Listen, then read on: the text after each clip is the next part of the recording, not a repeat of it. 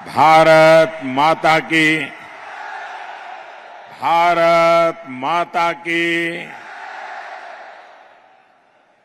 आपका उत्साह बता रहा है कि जमशेदपुर में 4 जून को क्या परिणाम आने वाला है। साथियों, मैं बहुत सालों तक भारतीय जनता पार्टी के संगठन का काम करता था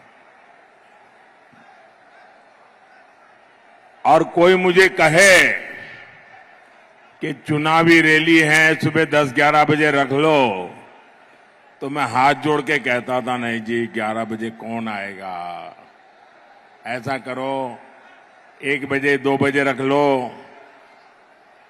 मैं जानता हूं 10-11 बजे इतनी बड़ी रैली करना लोहे के चने चबाने वाला काम होता है, लेकिन आज सुबह सुबह जमशेदपुर में इतनी बड़ी जनमेदनी, ये अपने आप में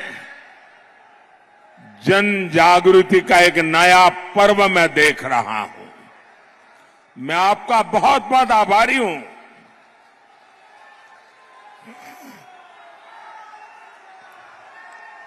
साथियों, लोकसभा चुनाव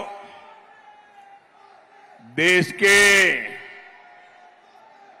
भविष्य को सशक्त बनाना, मजबूत बनाना, वर्तमान पीढ़ी और आने वाली पीढ़ियों का भी उज्जवल भविष्य निश्चित करने का एक चुनाव है। मेरे प्यारे भाई बहन, ये देश का भविष्य कैसे तय होगा?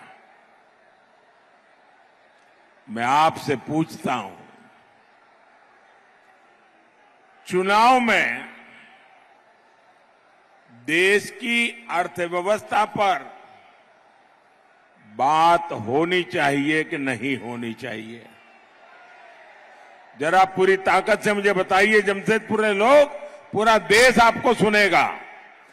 चुनाव में देश की अर्थव्यवस्था की चर्चा होनी चाहिए कि नहीं होनी चाहिए? चुनाव में उद्योगों, लघु उद्योगों की बात होनी चाहिए कि नहीं होनी चाहिए? साथियों,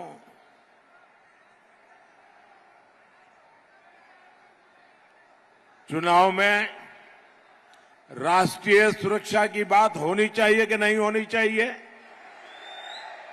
चुनाव में कृषि और वन उपज की बात होनी चाहिए कि नहीं होनी चाहिए? चुनाव में युवाओं के लिए बनते नए अवसरों की बात होनी चाहिए या नहीं होनी चाहिए? चुनाव में हाईवेज, एक्सप्रेसवेज और इंफ्रास्ट्रक्चर पर बात होनी चाहिए कि नहीं होनी चाहिए?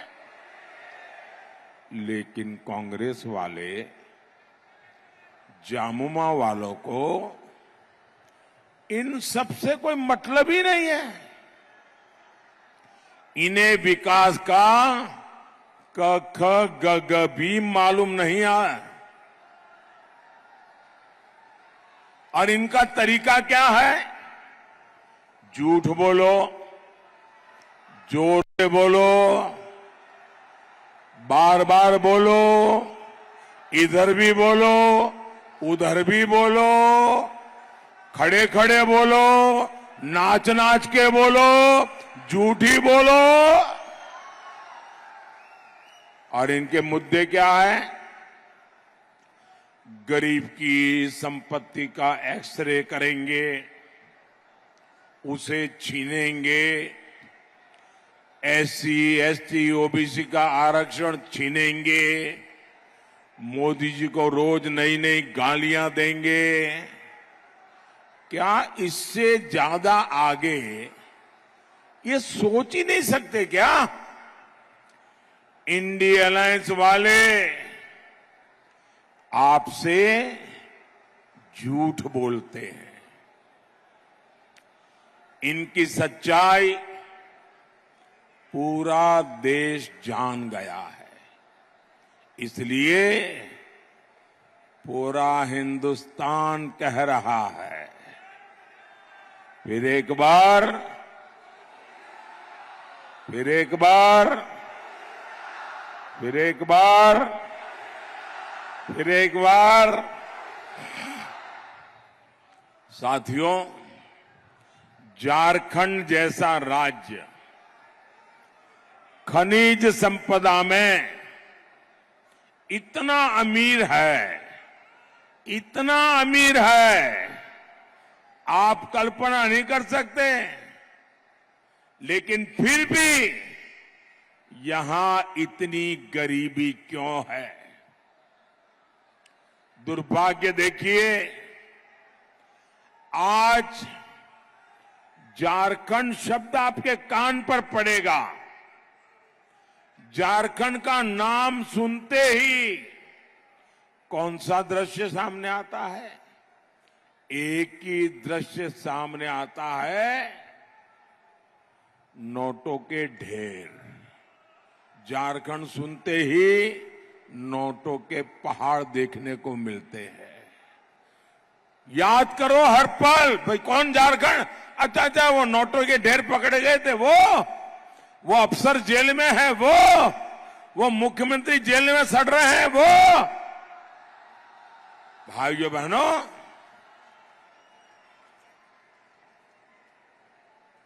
सामान्य मानवी को गरीब रखकर कांग्रेस और झामुमो वालों ने अपने घरों में काली कमाई का अंबर लगा रखा है।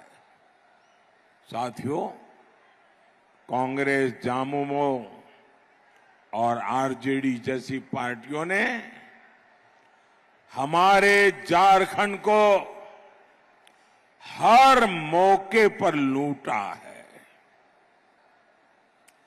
और कांग्रेस भ्रष्टाचार की जननी है।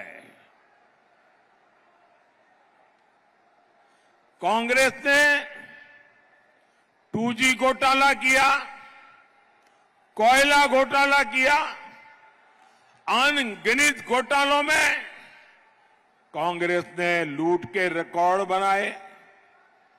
आप आरजेडी को देखिए, नौकरी के बदले गरीब से, जो बेचारा 2 टाइम की रोटी के लिए नौकरी तलाशता था, ऐसे गरीब की जमीन लिखवा ली, गरीब से जमीन छीन भी ली और बदलाव में नौकरी का वादा किया। झामुमो ने यही गुण, वही आदतें, वही चरित्र कांग्रेस से और आरजेडी से सीखा है।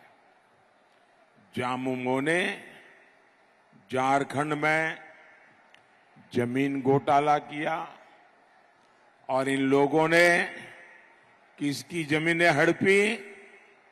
हमारे गरीब आदिवासियों की जमीनें हड़पी, सेना की जमीन तक हड़पने की कोशिश की। सेना की जमीन हड़पना मतलब चोरी करने की आदत कितनी भयंकर होगी, इसका ये उदाहरण है। मैं आपसे पूछता हूं, इनके घरों से जो नोटों के पहाड़ बरामद हुए हैं, वो पैसे किसके हैं? वो पैसे किसके हैं? वो पैसे किसके हैं? वो पैसे किसके हैं? इसके मालिक आप है कि नहीं है? ये आपके बच्चों का हक का पैसा है कि नहीं है? ये आपका पैसा है। भोले भाले मेरे आदिवासी भाई बहनों, दलितों का, पिछड़ा का पैसा है जो इन लोगों ने लूटा है। आप मुझे बताइए, क्या ये लोग अपनी इस काली कमाई में से एक भी रुपया आपके बच्चों को देते क्या? और ये लूट करते हैं ना, तो क्या कहते हैं, अरे भाई अरबों खरबों लूट लेंगे और वकील को क्या है, अरे जो चाहिए दे देंगे, अदालत से निकल जाएंगे और फिर तो मौज ही मौज है। यानी वकील के लिए भी आपका चोरी का पैसा, ये खेल है इनका। लेकिन मोदी इन बेईमानों के ठिकानों से पैसा बरामद करवा रहा है।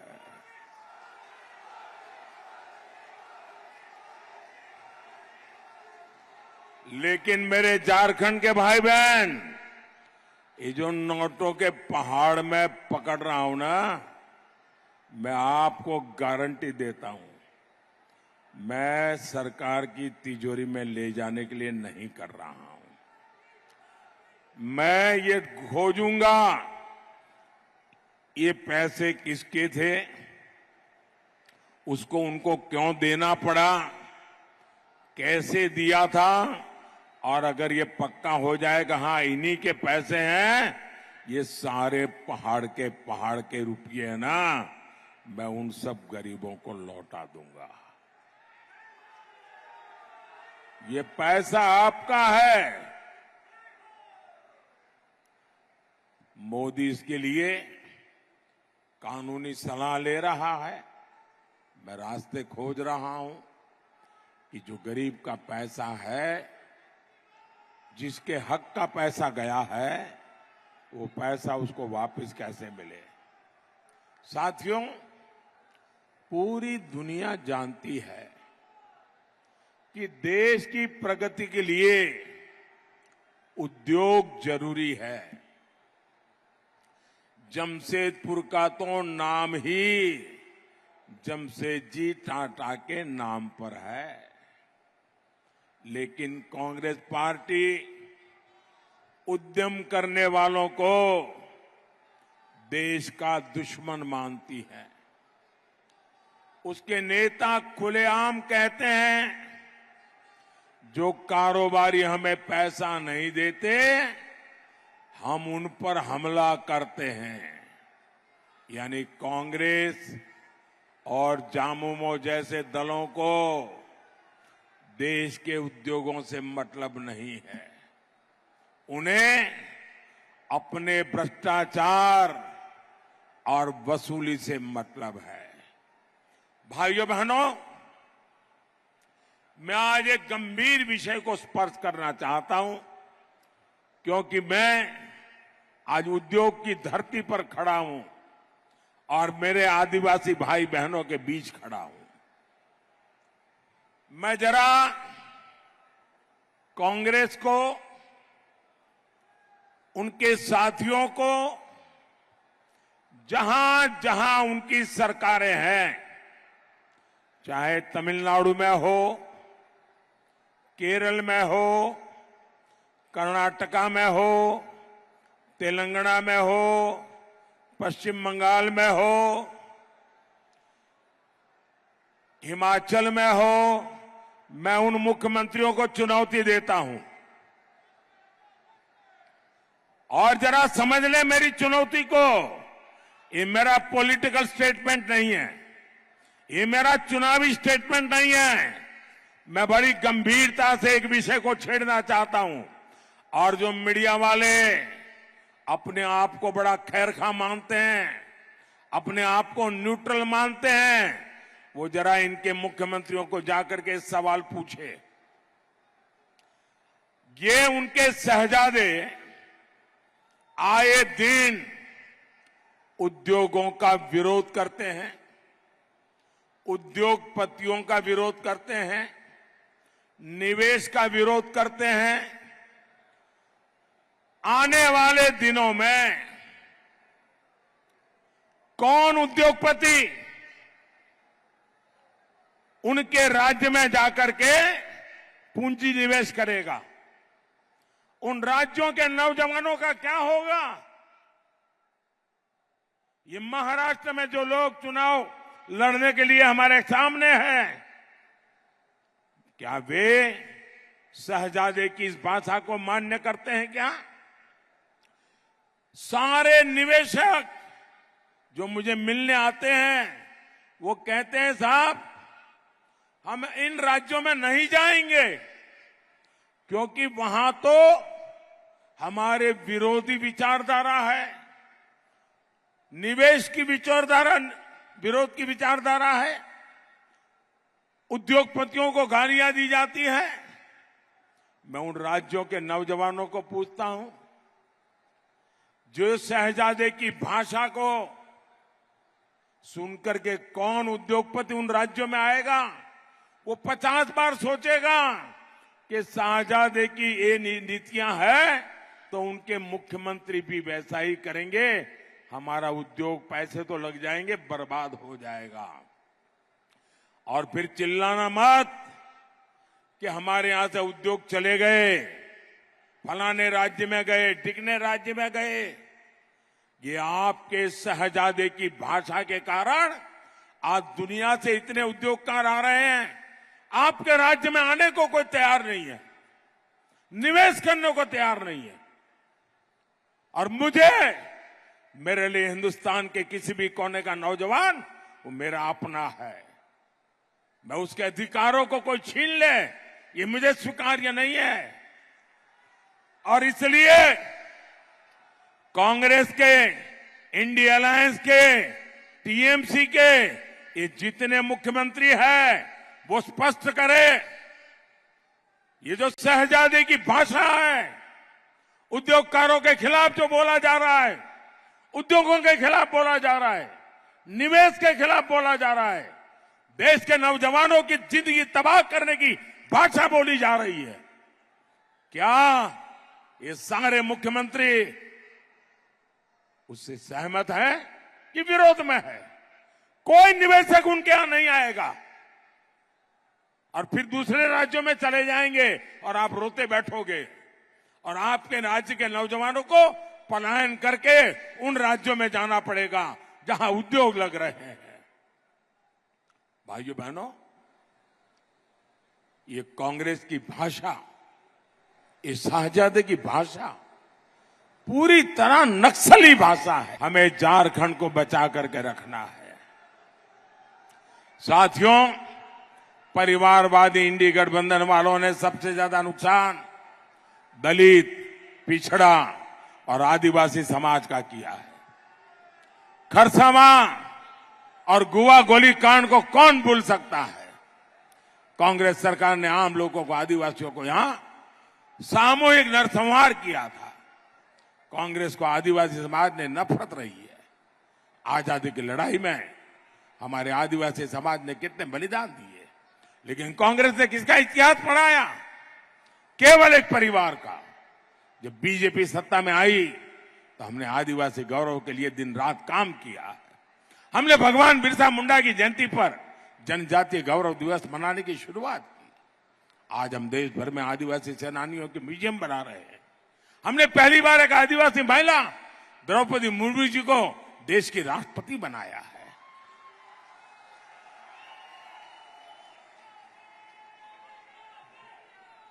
और मैं याद दिलाऊंगा, कांग्रेस ने द्रौपदी मुर्मू जी को भी चुनाव में हराने के लिए कोई कोर कसर नहीं छोड़ी थी। और ये झामुमो वाले उसी कांग्रेस के साथ खड़े हैं। साथियों, आज देश जान चुका है संविधान को खतरा इंडी गठबंधन वालों से है। बाबा साहब आंबेडकर धर्म के आधार पर आरक्षण के लिए खिलाफ थे, लेकिन इंडी वाले संविधान बदलकर दलित, पिछड़ा और आदिवासी का आरक्षण बंद करना चाहते हैं। अब ये पूरा का पूरा आरक्षण मुस्लिमों को देने की बात कर रहे हैं। कुछ राज्यों में इन्होंने इसकी शुरुआत भी कर दी है। मोदी ने 23 अप्रैल से चुनौती दे रहा है कि वे लिखित में दे कि एससी, एसटी, ओबीसी का आरक्षण छीनकर उसे मुसलमानों को नहीं देंगे। लेकिन आज 25 दिन हो रहे हैं, कांग्रेस और इंडी वाले चुप बैठ करके अपने पाप की तैयारी कर रहे हैं। साथियों, 25 मई को आपका एक वोट झारखंड और देश के भाग्य का फैसला करेगा। बीजेपी ने जमशेदपुर से श्री विद्युत बरन महतो को जिम्मेदारी सौंपी है। आप इनके लिए कमल का बटन दबाएंगे और जब आप इनको कमल का बटन दबा करके वोट देंगे ना, वो वोट सीधा सीधा मोदी के खाते में जाएगा। आपका वोट सीधा मोदी को मिलेगा, मोदी को मजबूती मिलेगी। आप ज्यादा से ज्यादा लोगों को मिलेंगे, ज्यादा से ज्यादा मतदान कराएंगे, 10 बजे के पहले ज्यादा मतदान हो कोशिश करेंगे। पहले मतदान फिर जलपान, ये करके दिखाएंगे। अच्छा, मेरा एक काम करेंगे, जरा दोनों हाथ ऊपर करके सबके सब बताओ तो मैं बोलूं। मेरा एक काम करेंगे, यहां से जाकर ज्यादा से ज्यादा घरों में जाइए, ज्यादा से ज्यादा परिवारों में मिलिए और मिलकर के कहिए कि मोदी जी जमशेदपुर आए थे और मोदी जी ने परिवार के सबको प्रणाम कहा है। मेरा प्रणाम कह देंगे। एक और काम करेंगे मेरे लिए, एक और काम करेंगे। हमारे यहां हर गांव में ग्राम देवता का मंदिर होता है, छोटा सा भी मंदिर होता है। आप जाकर के वहां जरूर प्रणाम करना, मेरी तरफ से मत्था टेकना और कहना, देश के उज्जवल भविष्य के लिए परमात्मा हम सबको आशीर्वाद दे। मेरे साथ बोलिए, भारत माता की, भारत माता की, भारत माता की। बहुत बहुत धन्यवाद।